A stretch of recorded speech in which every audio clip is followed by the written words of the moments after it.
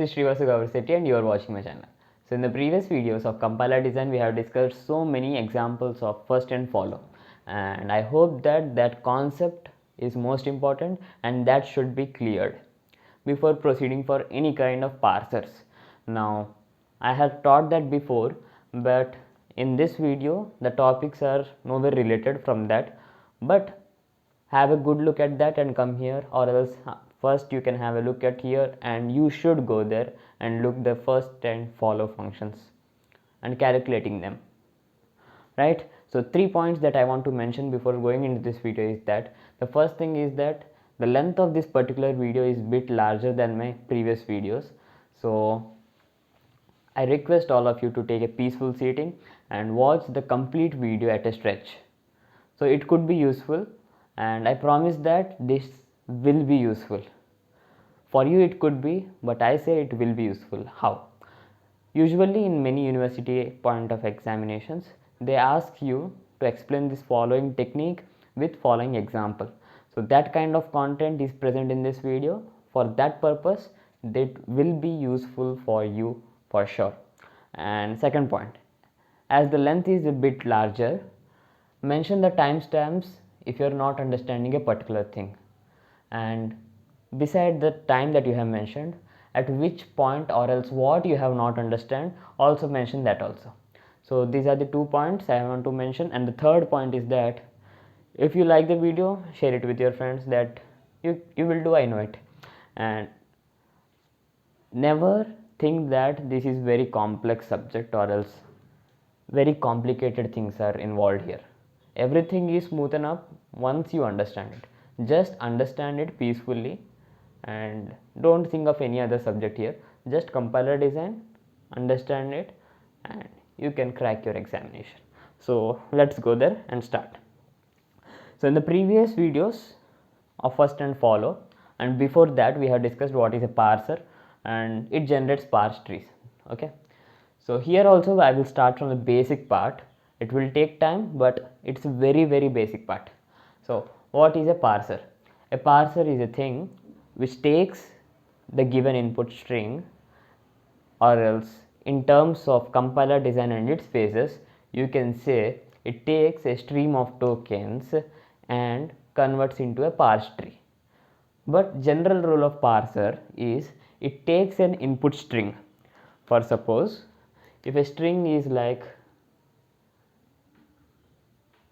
Sri, okay, SRI, a string is like SRI, it takes this string as an input.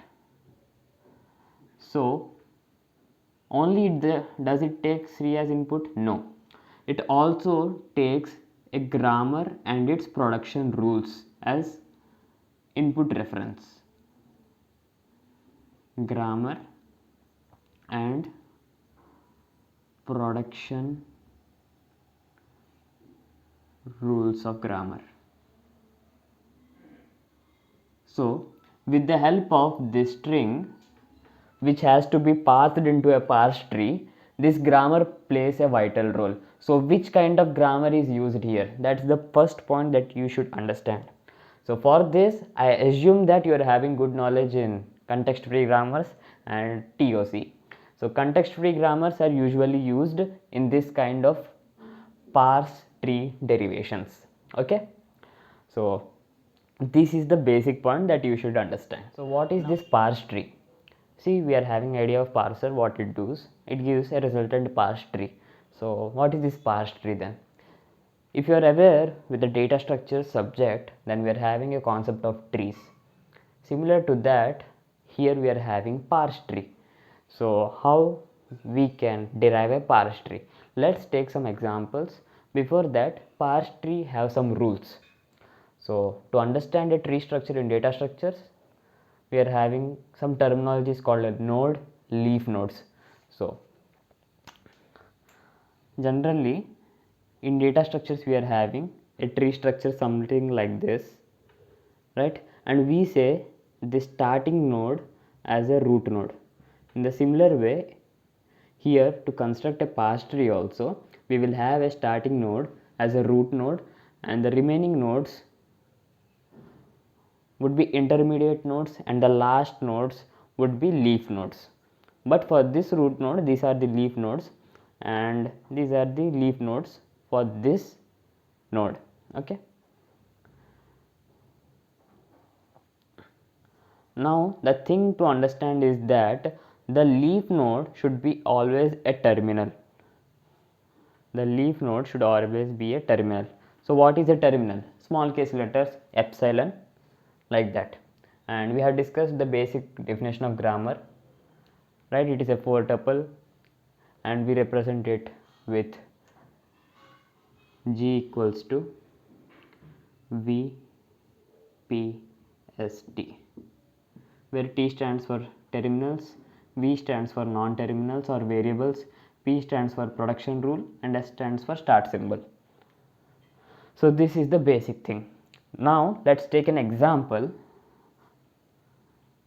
This is the given input string and these are the given production rules. Now basing upon that, we should parse this string, that is we need this string from this given production rules. Now let's draw the diagram, that is parse table. See, we will discuss about parse tables in future concepts, but for right now, to make you understand, I am directly drawing the parse tree. So check out, anything starts from the start symbol, that is S. So what S generates here? S generates another S, A and B. So these are the three things that are generated by S. Now again, if you check, so this is small s here, don't mind it, this is capital S, and this capital A generates small a, and this capital B generates small b. Now how to check that we got this string or not? See, from left to right, we have read the string from left to right, that is first we wanted S, we got it here, that is leftmost terminal. Once we get the leftmost terminal correct, we should check the another thing which is present at the terminal, A that is present, B that is present. So here we have parsed the given input string and obtained a parse tree. Okay, this is the basic logic. Again, here take another example. Here we want to parse a string ACBD, okay, with this given production rules. Now watch carefully. To understand the things, just observe it. We will start from S, anything should be started from the start symbol, it would be the root node, and what does this produce? A and B, right? Now what A produces? Either small c or small a, capital A, right? But the first thing that I want is small a. Obviously I want small a because I am reading the string from left to right, and that is the general rule we will discuss afterwards. So for that purpose I am taking here a small a and a capital A. Again here B, what it generates? D or B, B capital B. See, here I am having multiple options, but for suppose let's take D.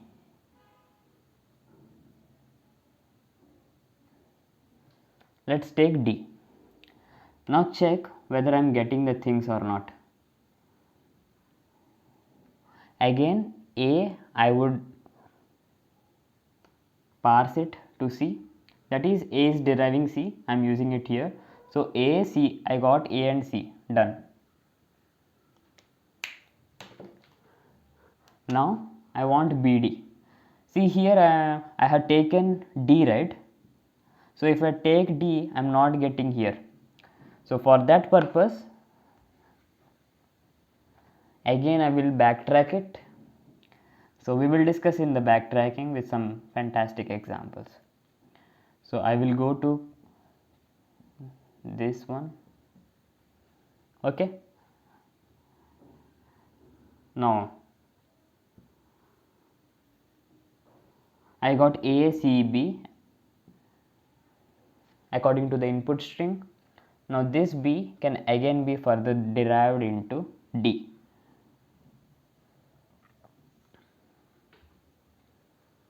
So check the left terminal part, that is the most derived part, which is present at the end from left to right. So A, C, B, D. So this is how parse trees are constructed, and I hope every concept is clear in this parse tree. And let's move further and understand the types of parsers that I have mentioned, and especially top-down parsers and their approach. Let's go. So the concept of parse tree we have been very much familiar by now. And coming to the top-down parser, if you have checked my previous videos, I have completely mentioned a big and wider classification table of what kind of parsers we are having in compiler design.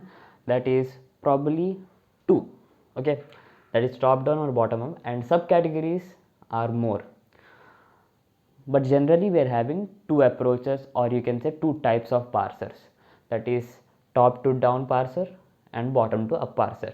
Now our complete focus would be on top to down parser.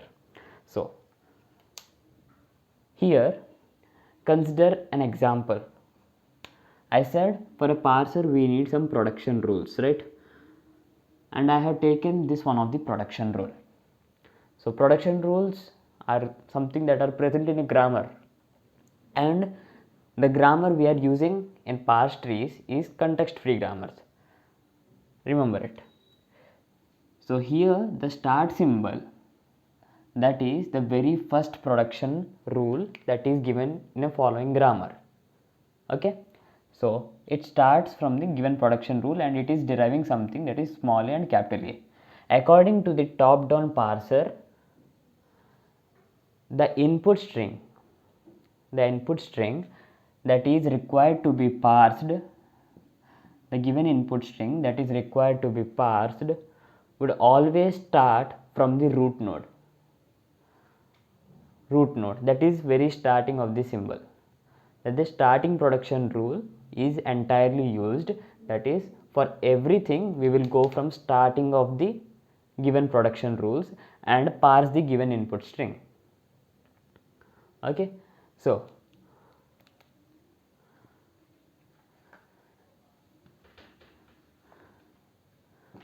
as we have checked in the previous examples, the technique is same. The input, for suppose Srivas is a string and we are given some production rules. I am taking random example. This is nowhere related, just making you understand. A, capital A and small s, and this capital A generates small b, capital B, okay, and epsilon or anything like that. If we are starting to derive, that is if we want this string to be parsed and to be represented in a parse tree format, we will take the help of these production rules. Although the things are not present, just for your making an example and explain you, I am using these production rules. So we will start anything from the start symbol of a given production. So what it will derive, we will check. A small s it is deriving a small s. Okay, either I can take a small s, either I can take a this one, but my first letter, that is I am reading the things here from left to right. So remember this point also, the input string in a top down parser is read from left to right. So this is the point that you should remember. The input string in a top down parser is read from left to right. Okay, so this only causes lots of problems and we will check what are those problems. So either I can take this one, either I can take small a, capital A, but according to the input string that should be read from left to right, so I should proceed with this. And okay, the production rules, if they are more, I can derive my name here. That is, I will get the input string and I would parse it and the parse tree is obtainable. So this is how the things happen in the top down parser, and these terminals would be considered from left to right, as we have seen in the parse tree examples that I have mentioned before. In the similar way the things happen here. The points you should remember is that from left to right the input string is read, and it is having a form, that is, you can say recursive descent, or else people say recursive descent, anything. So usually it is also called as recursive descent, or else some people say it as a form, but I would say recursive descent is a technique of parsing from top to down. So you can consider this as a form or a technique, but recursive descent is something, a new terminology for you. You can either remember it as a top down parser, but I prefer you to understand this new terminology, recursive descent parser. Okay, now again this recursive descent parser is of two types. One is with backtracking, and we will understand what is backtracking with an example, and another thing is without backtracking. Without backtracking.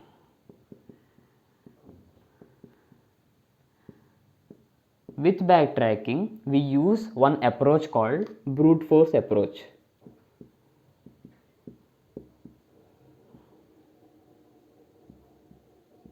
So if we are very good at algorithms part, you must have a good idea about what is brute force approach, and no worries, once this topic is discussed in the few minutes you will understand in algorithmic part also, because this is present in data structures and algorithms and a search kind of algorithm it is, and we will understand it there. And without backtracking we are having a form, that is recursive descent parser it is, which can be obtained without backtracking, and that form we call it as predictive parser. So predictive parser, and we are having LL1, that is LL parser, not even LL1, we can say LL parser. So these are the things that we are going to discuss. Okay, so top down parser also have some disadvantages. So what are those disadvantages and how we can resolve them? The very first disadvantage is left recursion. So disadvantage I am saying, already this is also called as a solution for that. If we apply left recursion and eliminate the things which are happening recursively, so another sweetest point here you should mention, or you should mention to your mind, that context free grammar is a recursive grammar. How? Do find it in Google. I am giving this task to you. It is a recursive grammar. See, okay, that I mentioned a small point regarding it. Context free grammar, if you are very good at theory of computation, the grammar is something like, on the left hand side of a given production there should be a non-terminal, right, of at least length 1 or else length 1, and the right hand side can have anything, and it should be having a non-terminal.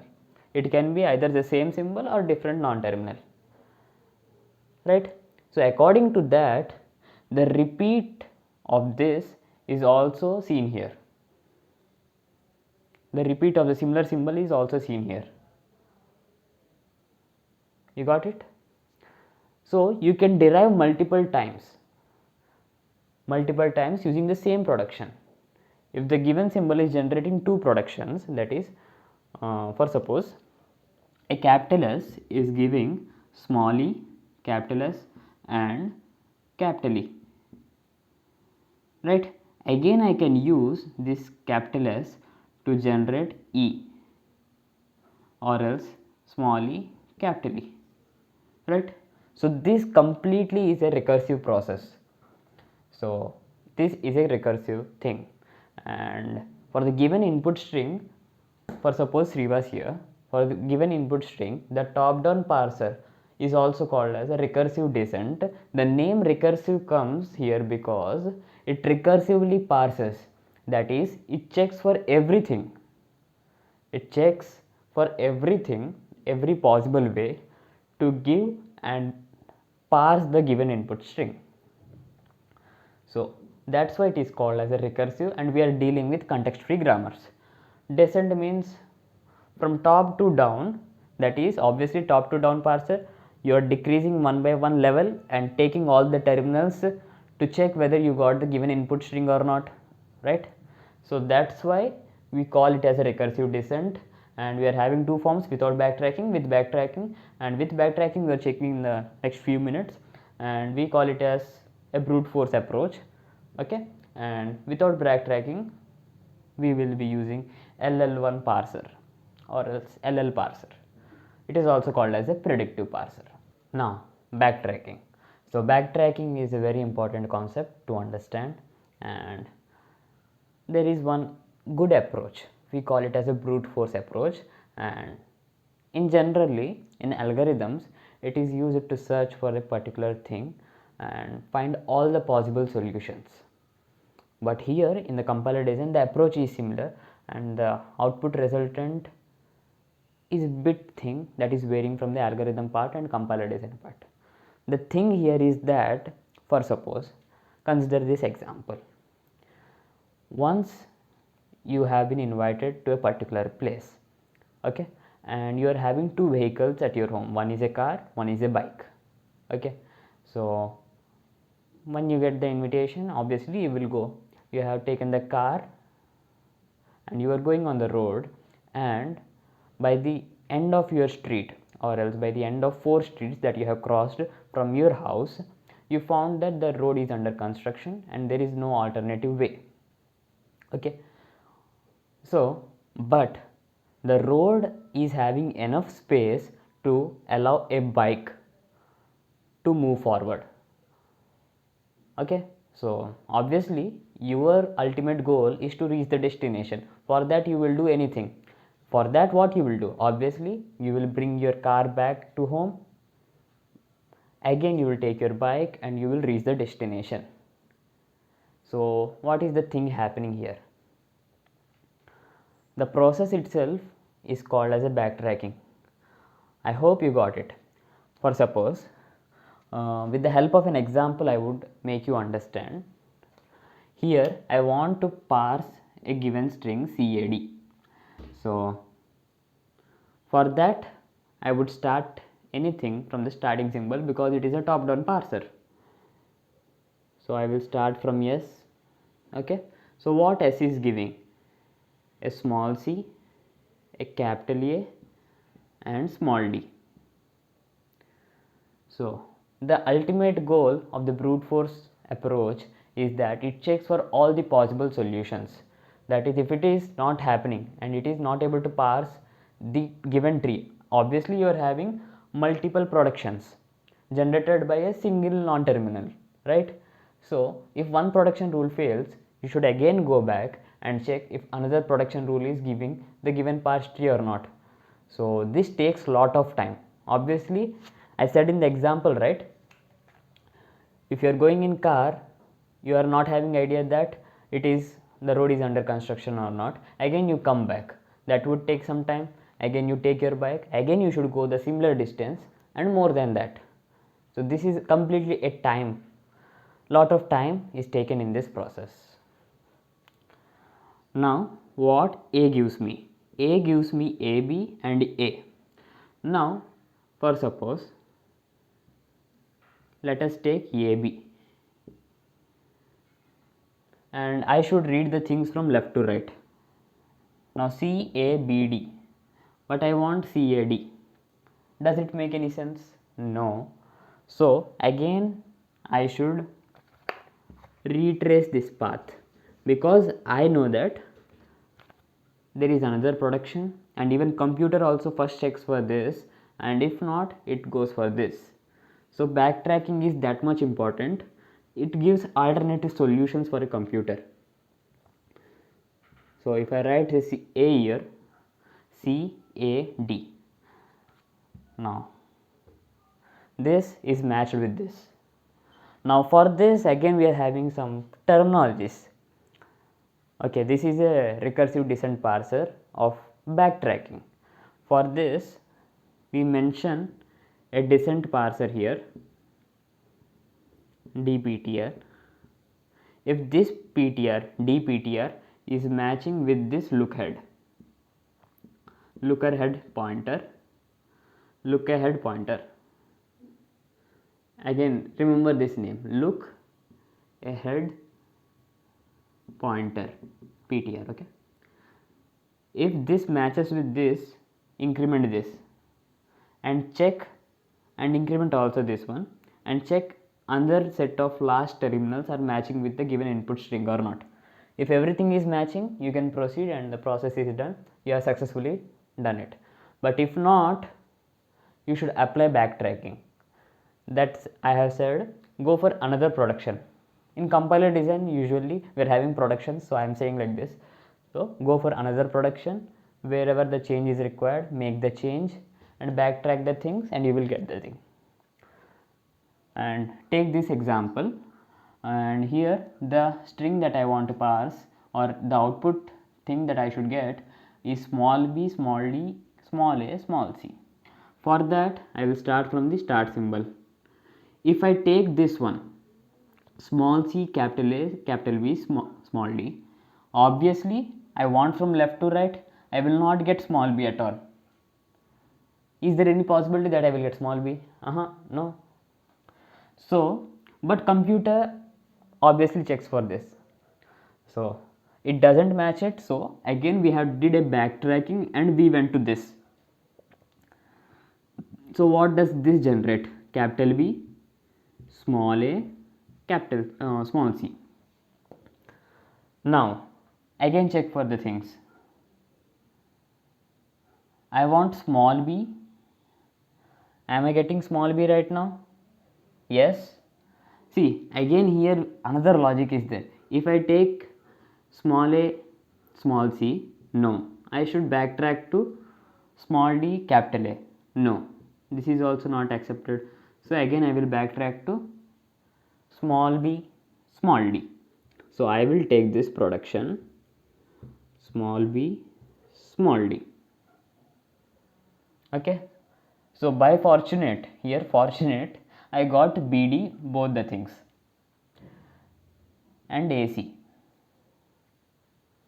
Okay, the only logic lies how you understand the concept. I hope you understood what is a brute force approach.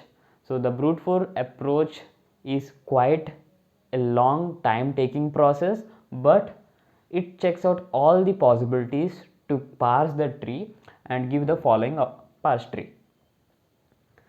That is, parse the string and give the following parse tree. So I hope you understand what is backtracking and backtracking using brute force approach. So next let's see what is left factoring as well as left recursion. So these are the problems that are created by them. I will discuss them. Now the most important thing to understand is this left factoring. Obviously it could be asked in any university examinations by giving some questions, and they would say find or else eliminate the left factor in the following grammar. So to understand the things and solve the problems, let's go from the basic part. So what is left factoring? Okay, we are having a grammar. For suppose a grammar is given to us. A grammar would always have some production rules. So those production rules in which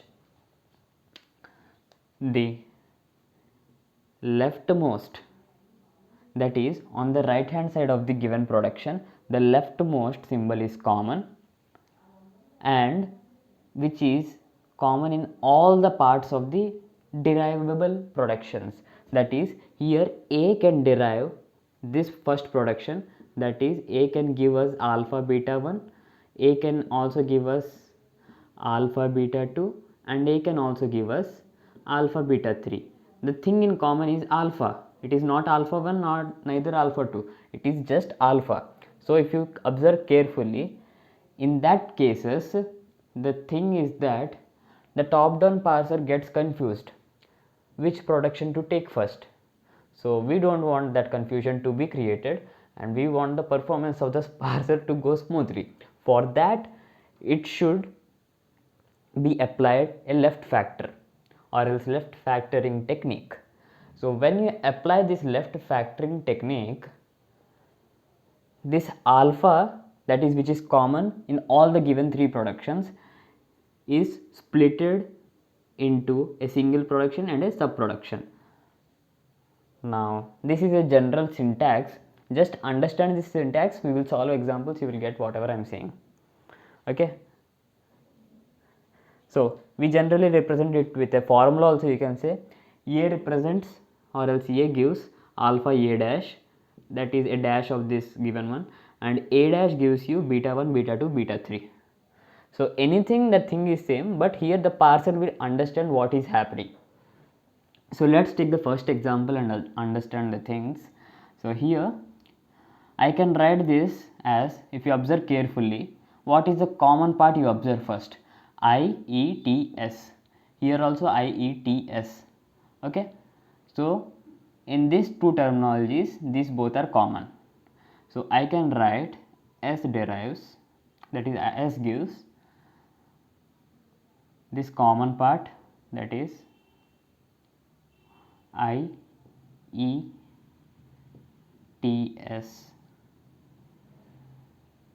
followed by S dash, right, and it also gives you A.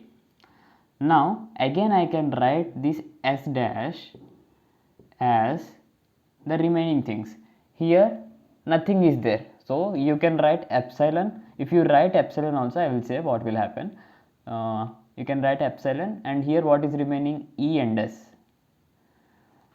Now again last production, it is just giving a terminal, so no need to change. So these are the things, and you have applied the left factoring rule or technique to obtain this. Now if you observe carefully, there is nothing like left thing which is similar, and every production is giving the same left thing, right? So check here carefully. Again the meaning is same. If I replace S dash with epsilon, I will get this. If I replace S dash with ES, I will get this. That's all. Now here check this example. Check out the common parts. Here small a is common in this, to take it out, and I will write small a S dash, and S dash would be giving me AD or else capital B, and again here A will give me A. So here also if you check, small a is common, so we have to again here left factor the things. So how I will left factor the things? I will take A as common and A dash. So A dash I can write it either epsilon. If I write epsilon, I will get A. If I write B, I will get AB. So this one, yeah, this one is fine, nothing to worry. So B gives you CCD DDC. So these two examples are clear, and let's check the last example. So observe this carefully. What are the common terms? A. Check always the maximum common terms, and for that you apply the things. Okay. The common terms should be checked only those which are present on the left hand side first. So that is the basic thing that you should know. When you apply the things, obviously S would give you here A followed by S dash, A followed by S dash, and B would be remaining here. B is same. Now S dash gives me SSBS or else ESASB or else BB. So these are the things that I will get for S dash. Now again if I take this SS common, or else single s. Okay, single s is common, single s is common. Now the things I would get would be s, s dash,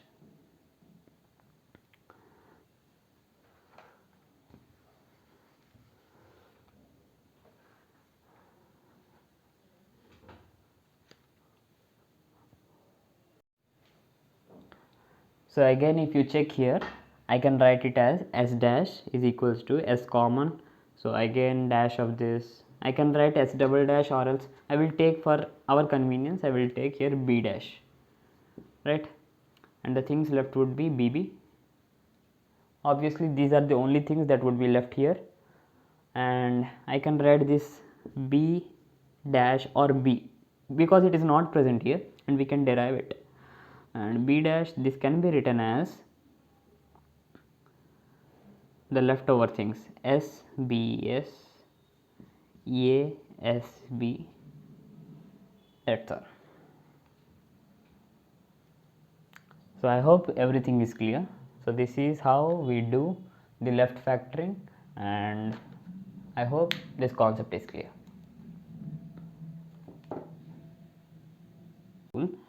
If it starts with s and the production rule is having something like SA comma epsilon, consider somewhere, whether this is valid or not don't know, but for making you understand I am using this. See, if a production rule is having RHS and LHS, on the left hand side there would be one non-terminal, or else we call it as variable, if it is equivalent to the leftmost side of the RHS part, that is here RHS part. So if these both are equal, then we say that it is facing a recursive problem, and we apply the left recursion to eliminate the leftmost thing that is occurred again, that is recursively occurring. Obviously if this happens again, you can write the same thing, again you can write the same thing, and it will continue the process, and it will go almost in an infinite loop. So we should make the things happen in a smooth way. For that we use a technique called left recursion to eliminate such kind of things. Now the basic thing is that how to identify the left recursion, whether the grammar is a left recursion or not. If anything which is in a format of this, that is A tends to A alpha and beta, that means here beta is not having any prefix similar to this left hand side one of the production rule. Here I have taken just epsilon to make you understand, but usually epsilon or else any other thing you can take small a also to justify this, but I won't say for justifying things. I just made you to understand what is going here. But how can you identify whether a grammar is left recursive or not? If it is in this format, this particular format, that is A tends to A alpha and beta, if it is in this format, no doubt then you can go for a conclusion that it is a left recursive grammar, and I should apply left recursion to eliminate the things to maintain the performance in a smooth way. So when this happens, directly you have a formula, that is this. So again the main goal is to disturb this capital A. I don't want the capital A to be there. So to disturb that capital A, I will use the help of this beta. Beta will say to that capital A, I will come in your place because you are causing the problem of recursion. So beta will come here, and this A will have an A dash. I don't want A at all there. Obviously the meaning would be same, but I don't want A at all. I will want an A dash. Now for this A dash, again I will have some derivations, that is I will have some productions, which would be alpha A dash and epsilon. Epsilon is mandatory. So when we substitute these kind of things, we will get the required input string, or else the left recursion is primarily eliminated, and this kind of grammar is useful for parsing the trees because you have resolved the things. So let's take some examples and finish the things up.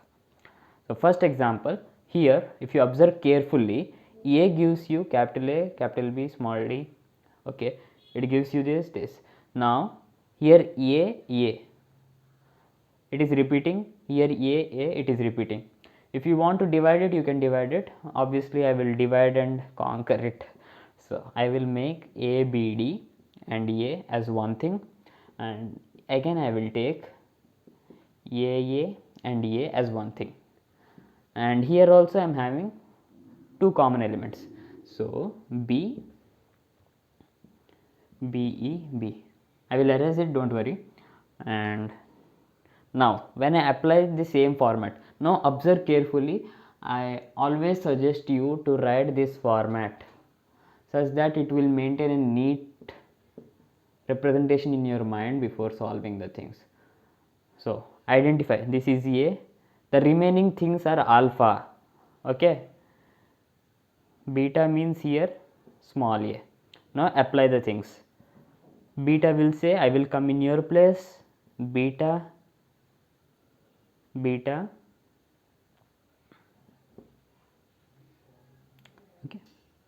okay, beta will say I will come in your place because you are disturbing, and I will make you A dash, that is A makes beta A dash, and A dash gives you what? Alpha, that is BD. A dash gives you BD as well as what it would give? Epsilon. Done. Again this one, apply the same things. A will say I will come in your place and I will make you into A dash, A dash, and this A dash would be converted into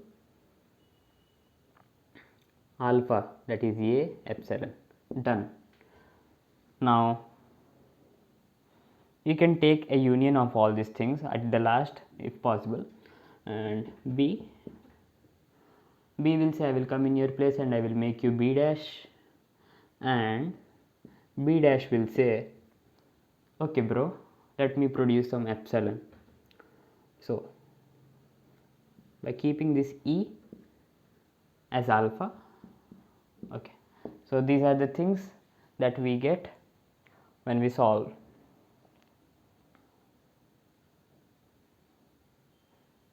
B dash, again verify it wherever you get. Okay, see A dash, that is EB dash, EA dash, and yeah, that's all.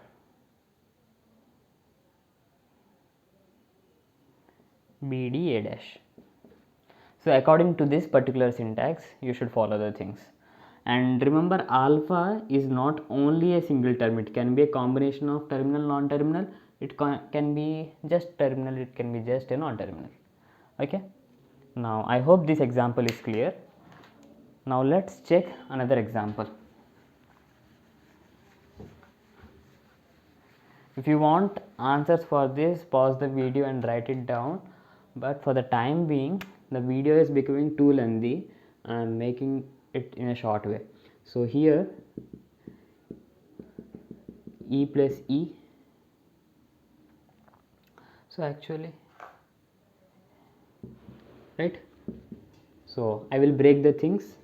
So when I break the things, I will get two things, that is E star E A. Okay, now the thing is, check here carefully, E, this matches, that is equivalent to A in that kind of assumption, right? And here you can write E as A says I will come in your place and I will make you E dash, that's cool. Now E dash says no bro, you come or not, I will produce epsilon for sure with alpha. Now here alpha is plus and E, plus E followed by A dash. Now what is A dash? That is E dash. Whatever the thing is here, you should write it here. Done. Again you will do the same thing. A will say I will come bro,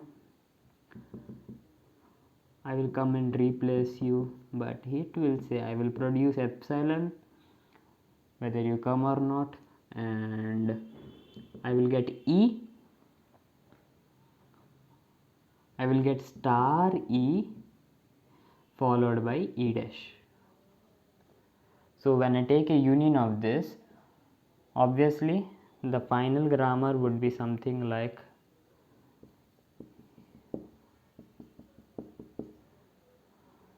plus EE bar, that's it, EE dash star EE, and these epsilons are common, so one time I will write it. So this is what I will get. I hope this thing is clear, and let's check the last example. Note it down, I have mentioned it or not, just make a note of it.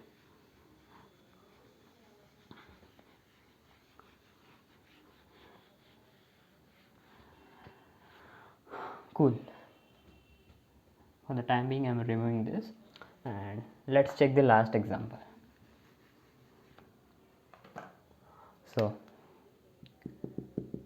E plus T, so E matching, it is left recursive grammar, so we should apply left recursion to eliminate it. And what we will do, this T will say I will come here, okay, and I will make you E dash. Now this E dash will say I will generate epsilon whether you come or not, but followed by alpha. What is alpha? Plus T E dash, whatever the thing is above. Okay, so this is done, and here also left recursive, so again apply it. T, F will say I will come bro, I will come and make you T dash, and T dash would be giving us star F T, star F T dash followed by epsilon, and F gives you ID. So this is what you get. Check again clearly. So the important things that you should need here is that what is a left recursive grammar, how to identify the things with the help of this syntax. If it is in this form, we will apply. And the thing we are doing is here that we are making the left recursive grammar to right recursive, because left recursive is problematic for the top down parser, whereas right recursive is no more problematic for the top down parser. And what is right recursive? If the symbol E here, when you are doing the things, for suppose S equals to, I have taken an example here, right? If it is present in the complete right hand side, then we say it as a right recursive grammar, okay, whereas another recursion is also there, so that is general recursion, that is nowhere related to complete right or complete left. It would be something like A, yes, B, means occurrence is there but it is not left neither right. So this is all about the recursions. So this video is a bit lengthier, and I have not broken the things into parts, and many examples are there. Content is yours, and enjoy the things. Take care and bye.